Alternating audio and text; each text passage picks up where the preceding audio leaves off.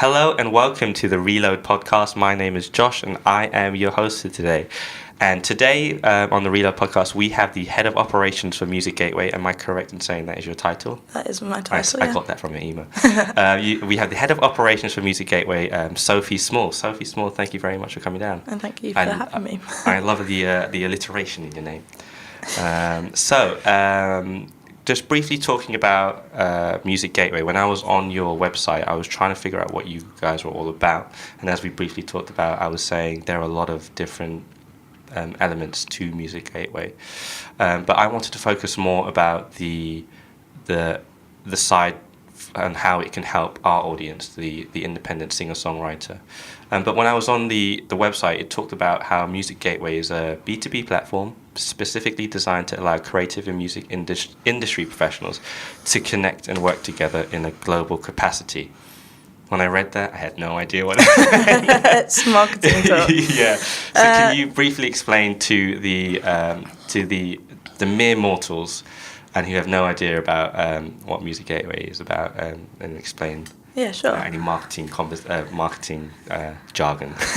Yeah. No. Well, for us, a creative professional is anyone and everyone who is creating professionally, and that doesn't necessarily mean that they've got a huge audience or they've been in the industry for 20 odd years. It's just someone who's taking what they're doing seriously and wants to progress in it. And B2B is exactly the same. If a songwriter is solo in their career, then they're a business because they're trying to make money and thrive in what they're doing. So we're all about just connecting the dots for different people, whatever that might be. So we started off as a project management platform where songwriters could collaborate together, or a producer could hire or collaborate with a vocalist, or a label might reach out to look for new artists to sign, and that's really how we started, and that's one of the things that we do that massively helps just anyone in the industry. That's what we mean by creative professionals and B2B. I love that you say they essentially are a business. I've always said that an artist is a business. They need to be thinking of themselves as a business in order to progress properly in their careers. So would you say that even an independent artist who's just starting out from the bottom is a business? Yeah, absolutely. I think that someone might start doing it because they love it, and that's always the best way to start a business. But you essentially keep pushing forwards to try and do your music for a living, and at that point, when that's what you want to do, that's when you become a business, because that's how the world works. So you were talking about the whole point, connecting the dots and bringing people together. I noticed on the website as well, it talked about forever free to post and the best way to reach out to professionals worldwide. You control who you work with. You control who you work with on your terms, giving you the freedom to connect with like-minded individuals. Right. So the element of Music Gateway has a networking side, so you can allow professionals to get connect together. Yeah. So all of what we do is controlled by the people that are using it. We just provide the tools to allow people to connect. So if you want to use the platform, then there's an element of proactiveness that has to take place. We can't do it for people, the same as anyone in the industry. So if someone was looking for a vocalist, or they were looking for a producer, a mastering engineer, whatever it might be, they would put out a project onto the platform, giving some details about what exactly the project was, if there was a budget or terms, and we would then connect them with other people on the platform that made sense to that project. Those people would then take a look at the project, and if they were interested, would get in touch, and it's then up to the project owner to go through those and chat to them and decide if there's anyone there that they want to work with, and if they do, then we provide them tools so they can work remotely as well, in case they meet someone in the US or wherever it might be. And so when you say so they put a project out, an artist put a project out, and how do you show them the people who they could connect with? Is it like there's an algorithm to it? No, well, I don't do the tech side. They just we tell them what they want and they get it done. No, so everyone has a profile, which can be used across the site, so not just with the project system, and that and that profile has tags, so you could select what sort of, songwriter, producer, record label, publisher, whatever it might be, and the projects that are created all have tags as well. So we would then match that project with profiles that have those tags, notify them, and they would get in touch with the project owner. So we wouldn't necessarily show the person that put out the project every single person that's relevant, but we show everyone that's relevant the project, and if they're interested, then they can have a conversation, because obviously it has to work both ways. So, yeah, of course. Yeah. No, I love it, because you're bringing people together, and not just locally, but we're talking about around the world. Yeah, we are 30% UK, 30% US, and 40% rest of the world. Cool. I think that makes 100. Yeah. So am I right in saying you have a database about like 40,000? Yeah, I think we've just hit 40,000. That's so brilliant. Just coming and this over that. database consists of songwriters, musicians, singers, producers, engineers, remixers, even the business professionals. So if you're looking for an accountant, a PR company, Yep. solicitors, so graphic designers for Yeah. album artwork, anything. Obviously, the core of the user base is the musical creatives and things like that. But if you put a project out, I mean, we're always surprised. Sometimes we'll do stuff that we've never done before, and the amount of people that come out of the water that are able to do that sort of thing, it's a really cool platform. Like, even we're surprised by it sometimes. do you have any stories of like the weirdest project that's been put out there and it was like a success? You don't need to name any names. I'm not sure if I know about the weirdest project. Okay. Yeah, I know that Dave Stewart from the Eurythmics, one of our advisory board members, he put out a project when he was looking at getting involved in the site. He put out a test project just saying that he was looking for a song, but it was something like he wanted the song to be created without using instruments or something like that, and he got loads of Sorry, excuse me. it's all right, loads of people coming back to him with really great material, What did they come back but with? just coming back Clapping with of hands? clapping of hands, like loads of different, working on like a pan or something like that, loads of different things, and he was really impressed with what he got back from that.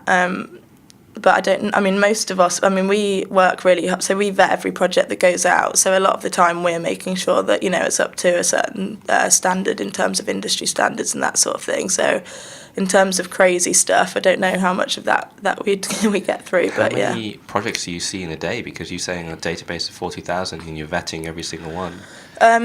Well, it's obviously done on a need basis. So Sure. and a lot of this, we personally, we have a concierge team that does song placements and sync placements for clients outside of the site. So a lot of and we do, I don't know how many of those we do in a day. Obviously it depends on how many we've got coming through. But there'll be a lot of people that are on there just for those sorts of things, like the publishers and labels and things like that. And then obviously with artists and songwriters, it just depends on where they're at with an album and things. So, some days you can see about 20, 25 projects, and some days you can see 5, 10 projects. That's excluding, obviously, the ones that we run as a company. So looking at the database of like 40,000 people, individuals, creatives, professional individuals, is it, the way I looked at it, is it like a directory of just all of these professionals that you can log in and say, you know what, I want to work with these people, I'm going to click on this? We don't do it so that you can, research and reach out. I guess it's something that would be attractive for people just starting out in the industry, but it's not attractive for certain other people in the industry. And this way, it allows both sides to opt in. So you're not sort of annoying anyone by getting in touch with them. We do have a demo submissions tool, which we give out to labels or publishers or even magazines and sessions. Yeah, we've had a look at it as well. And that allows people to, so for the companies, what it does is it gives them a space where all demo submissions that come in are all in one place, and they can really quickly or go through the tracks rather than going back through their emails and finding out where that where that song is that someone sent them 6 months ago, or a week ago. But we do also have a page which is an opt-in for the companies where their demo space is shown on the site. So there is a space where you can look through different labels and publishers and pitch your music to them if you want to. But on the project side, it's all about the person creating the project and then someone else opting in to showing an interest, rather than otherwise people just get inundated with emails, and they might not always be relevant if you're don't. protecting both parties. Yeah. So let's say I'm an independent singer-songwriter who signs up and I want to put on a project. How can I, what's the piece of advice you can give to that person, individual, who puts on a project and it wants to be seen worldwide, and make sure that it's a success in terms of the best people collaborating on this project? Yeah. Sell yourself. Don't be shy about it, because obviously people are interested if it's interesting. So we sometimes get people that post stuff up and they'll put one line, and their profile, you can also view someone's profile when you're viewing the project, and their profile might be empty, and it's sort of like, why would anyone want to work with you?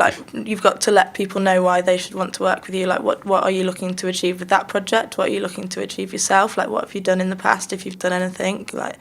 So I think just an element of confidence, and also that proactivity, creating the projects rather than waiting for the projects to be created for you to pitch on. You could be waiting ages for the right project, but if you posted one, you might find someone in 2 days that's ready to do the same thing that you are. And you said that have you seen cases of people, so if I put a project all the way in the UK, you've seen collaborations from UK to America, all around Europe? Yeah, all the time. And how do they work together? Is it that you connect the dots, or do you also provide them, used to talking about the necessary tools to work together? Yeah, so if two people agree to work together, they do sort of like an online handshake, as it were, and go into this private area. And that's got upload you can upload all your files, you can comment on files, so if you're both uploading different stems or versions of tracks, you can communicate in that way. There's also a messaging system on there as well, so obviously you can still exchange email addresses and things like that at that point, so you can still work in the normal ways, but it just keeps everything in one central area. So it's I was reading as well that you can store WAV files, master files, also contracts. You can put everything there. Yeah, any sort of file, and you can actually any track that you upload, even if it's a WAV file, it automatically gets accessed as an MP3 within the system. Oh, clever. But you can choose to unlock the file. So if you're doing a remix project, for example, and you upload the stems, it will automatically be MP3 streamable, but you then have to actively unlock them, which keeps all your original files secure until you're ready to actually share them with the person you're collaborating with. Yeah. In terms of workflow for an artist, I can see how beneficial this is. It just puts everything in one place, rather than let's have a conversation through email, go through all of these different threads. Oh, this is where you stored it, or this is my Dropbox link, and all of this. It's just all in one. Yeah, and we're actually in exactly what you've just said. We're looking into ways that we can provide that value even further, so in terms of outside of the project system, and the other thing is we're also looking at creating an app so that people can do everything that they can do on the system, but on the go. Obviously so many people have laptops with them anyway when they're walking around, but the mobile aspect of it would, you can access it on your mobile already, of course, but an app will be super useful for people that are creating in the studio, or travelling around doing touring and things like that. So yeah, it makes total sense. So I wanted to talk about just networking in general, because what the service that Music Gateway provides, it's very broad, but it's more specifically to the networking. Why do you think it's so beneficial to be networking in the music industry? Well, we know firsthand that networking is important, because we do it all the time.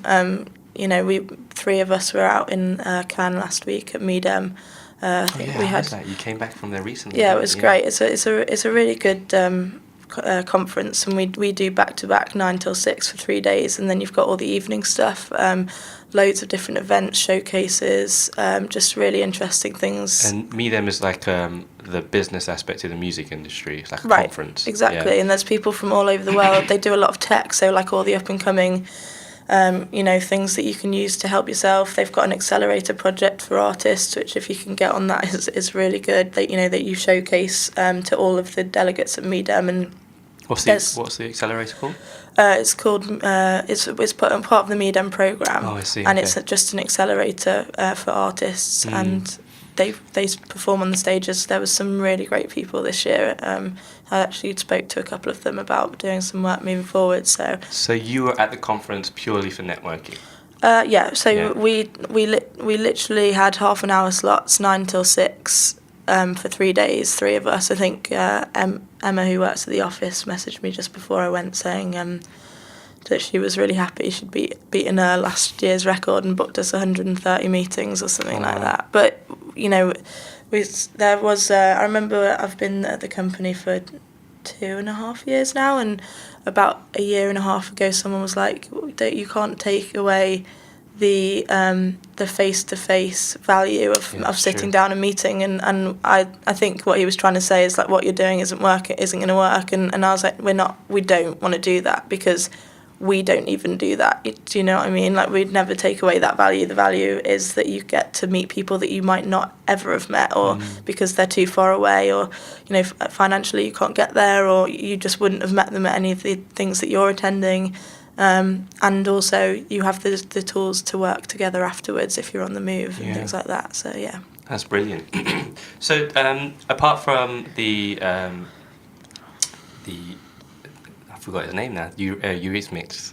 Dave Stewart. Dave Stewart. Apart from that success story, apart from that, do you happen to know? I'm sure there are so many case studies. Yeah. That just goes over your head. But do you happen to have any other success stories where maybe more independent artists were able to collaborate with other people and they made like great music or great collaboration? Yeah, I mean we've seen quite a lot of them. I don't know. I mean, we obviously, once a project's done, we don't deal a lot with the after part of that. We might do an initial case study. Some people like to keep in touch with us, but really we're all about like moving forward with like the next lot who want to, you know, collaborate and connect. But we do have a catalogue that we represent for Sync, and we do see a lot of songs coming through into the catalogue that come from collaborations that have happened on the site, which is really cool. I met with a member of this site probably a month ago now, and we were talking about the catalogue, but he actually mentioned that 3 of the songwriters that he works with now, all regularly, they actually came from collaboration projects through the platform. And I think one of them, he's based in Vienna, one of them's in Norway, another one's in the UK, and these are all people that he's just constantly creating with. So that was really nice to hear, I think. It's great to see that your platform is connecting people from around the world, and it's making the world bit smaller, and it's giving them the tools to be able to do that, which is great. So you briefly talked about Sync. This is another element to Music Gateway. Can you talk more about it, and is it something beneficial to like independent artists or just singer-songwriters who on their way up? I think it's really important. Same with placements for singer-songwriters. Just another avenue of getting your music out there that isn't, you know, touring and meeting people. I mean, if you get the right placement, then, you know, your music is going out to thousands of or hundreds of thousands of people.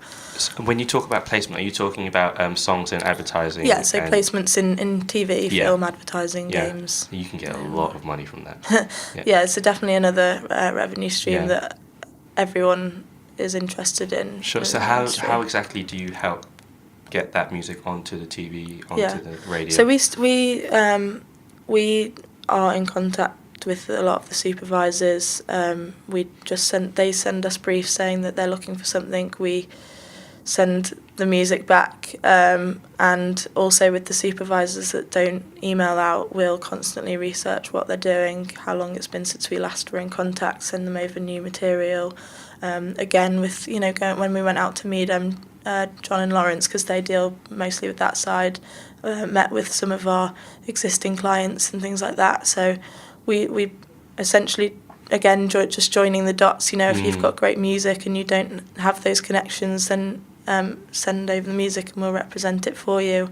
I think from an independent point of view or an unsigned point of view, it's really valuable because we can sort of act as a go-between before you meet the right publisher. Yeah. Obviously, music publishers do a lot on the sync side as well, and we don't touch any rights, so we don't take away any of the rights within the agreement that we hold, which means that, you know, obviously you can go off and do your thing with the music publisher as and when you find the right person, but in the meantime we can, you know, act as that person that's representing the music. Yeah. For an unsigned artist who is just has no idea where to go, what to do, or even just to put my work on a radio or advertisement, to offer that service is amazing. Mm-hmm. In terms of being able to do that, is it simply you sign up, just go onto the sync section and say, upload, this is what I want to do, or is there a conversation you need to have with No, yeah, so it's still all done through the platform. So you, like you said, sign up, go to the sync section, take a look at the agreement, make sure that you read it properly, because that's important. Read the fine print. Yeah, read the fine print. And then what happens is you upload your tracks and sort out all the metadata, mm-hmm. which is basically you know, all the rights holders, the writers' information, loads of different things. And that's for like when you're splitting. Yeah, there's loads of different things that are important. One for clearing a song for sync, sure. And two for cue sheets. You know, so for example, a cue sheet, you write all the information that the company that the supervisor's placing with needs to register the track in the film. And you know, if some of that information's missing, then you might not get back exactly what you deserve, because it might not have been registered properly, which is why we have mandatory fields. That means that we only represent stuff that has those fields to make sure everyone's getting what they deserve. But we then it goes into a review process. So the guy who handles the catalogue, he will take a listen to it and listen to every single song. Depends, you know, there's been some people with some really big catalogues where we might not listen to every single song, but with someone who's uploading maybe like 5 to 10 tracks, yeah, we'd listen to and well, if 3 of them are really good, then you'd assume maybe that mm-hmm. the rest of them are really good, or maybe we'd find out later. But yeah, if he thinks that, you know, a mix is off or the vocals aren't quite right or whatever, he will email them and let them know. So you get feedback as well. So you get an email saying that you've been accepted if you've been accepted into the catalogue, and if you haven't, you will get an email saying why you haven't been accepted. So. Okay, brilliant. Yeah. And so in terms of after the upload, is it kind of like just the waiting period? We try and do it within, I think when we first started doing the catalogue, because this was only in January, so we were using the project system to do all our sync stuff prior to that, and we've built the catalogue to be able to do things a little bit more efficiently. And I think when we first started, we said 48 hours, but I think that's too much. Yeah, I think we're a bit optimistic. Yeah, so we usually try and turn it around within a week, which you know, it's not too brilliant. Bad. Yeah, still, it's someone fighting your corner to get your music out there, which is brilliant. Yeah, I think the sync stuff is part of the platform, but it's so different to what we do with everything else, like the demo space and the playlist, because it's not a management tool. It's a service. So we try, but we want to keep the ethos that we have within the rest of the platform, which is empowering creatives to be able to be the best person that they can be. Yeah, definitely. I could see that. When I was on there, I saw there were so many different things to do on services and elements to the business, but what I could see was that you were helping the artist, you were helping the musician, you were helping the professionals, and you were connecting them or providing another service, but either way you were just helping them, which is great to see. So I wanted to ask about when an artist signs up, individual signs up, how can they make the most of their experience on Music Gateway? How can they do it so that their success rate is not even a success rate, but just like you were talking about productivity, and making sure you're I think obviously fill out their profile, like start getting it all sorted so that if you ever see anything that you're interested in getting involved in, you're ready to go. There's so many song placements that we do across the world. We do a lot in Asia. And we do, we've got a blog on the site that has a lot of helpful information for them if they want to get involved in something new. Then to just search our blogs, we've probably got advice on how to do it. Like Chinese ballads, for example, and are not like ballads in the Western world. So we have blogs that sort of explain why they're different and things like that. If you want to learn about that kind of thing. And the other thing I would just say, like, post a collaboration project. Like, first off, get stuck in, put it out there. There's no risk to putting a project out, just to say that. Even if the project's budgeted, if you've decided that you want to hire a producer for your album and you've put a budget range on there, you're not committed to spending that money if you don't find what you're looking for. And equally, if it's not budgeted, you're not committed to spending anything if you don't find what you're looking for. So in terms of just putting a project out and seeing if there's anyone out there on the platform that wants to collaborate with you, they could be from anywhere in the world. And you could just meet some really cool people. There's people on there all the time that are sort of checking out what's going on. If someone really likes your voice or really likes your sound, it might even be a label that goes, we'd like to bring you in for a session at the studio. Do you know what I mean? So I would just say, make sure that, all your profile's sorted and you have a good click around and sort of get to know the different things that we do. Ask us any questions if they have any, but just post a collaboration project and see what happens. I have 2 more questions. Yeah. With the placement, is it a case that you guys say, hey guys, we're looking for a Chinese ballad, anyone want to submit their songs? Do you advertise that as well? Yeah, so exactly the same process. We put out a project which works exactly the same as everyone else's projects. It'll match to relevant people. If we've got a really quick turnaround, then we might email out to our members specifically, email out to the whole membership specifically. And then they have that pitching period where they show an interest in the project. We'll go through, and that's sort of like a quality control review for us. So if we like the quality of someone's music, whether what's on their profile is relevant or not, we'll put them through to the workspace. And from there, they upload the tracks, and that's when we do the shortlisting process. And then we use our playlist system, which everyone should look at as well. If they've got an album coming out or they just want to do like a whole show reel of their music, then it's a system that everyone has access to on their account, but we also use it to service supervisors and record labels and things like that. We just put it on there and then send it off. Brilliant. That's how it works. I'm right in saying that Music Gateway, to sign up and create a profile, is free? Yeah, so we have a free account. There are 2 paying tiers as well, but you've got access to everything on the free account, and it really depends on what you want to do on the site and how much you want to get involved in the site, whether the other accounts work for you. But there's no sort of limits. Or major limits. I definitely recommend every artist, especially unsigned, trying to find their way into the music industry, to try to sign up to Music Gateway, just purely because.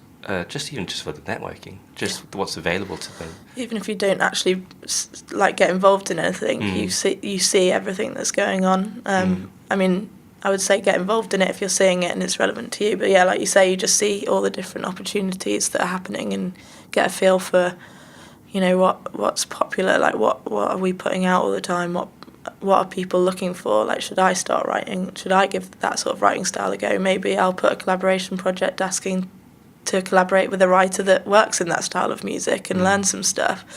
It's definitely. I mean, that was why we built the platform. It was for people who were aspiring and coming into the industry, and we've developed it so that it caters for other aspects of the industry as well. And that's mainly so that we can get everyone on the platform, so that everyone can be connected if they want to. The platform works best for those upcoming aspiring artists, singer-songwriters. And if they want to sign up, where can they go and what's the whole process like? So our website, I think if you just write Music Gateway into Google, then we're right there. But the website is www.musicgateway.net. And then, just check out the site. There's a sign up at the top right corner. We also show you, obviously, everything else that we do before you sign up. And then, just click around the site. Brilliant. I definitely say, I said it before, that you should definitely sign up and just have a look, just see what's available. Yeah, there's no harm in free, so yeah, no, so exactly. it's okay.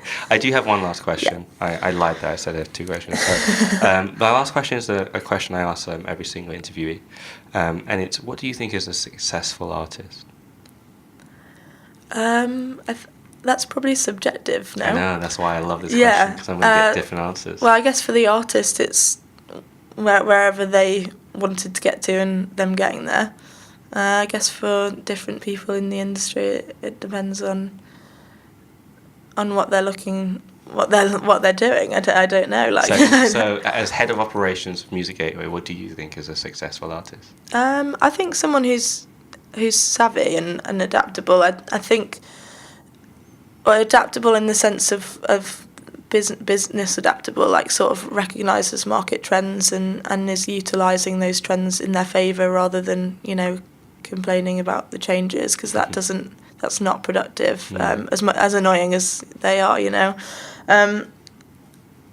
just someone. Because obviously sound wise, that's all subjective. I wouldn't say there's a particular direction that way. I think it would just be someone that is utilising every opportunity. If you get given a business card, email them. don't leave it there or wait for them to email you.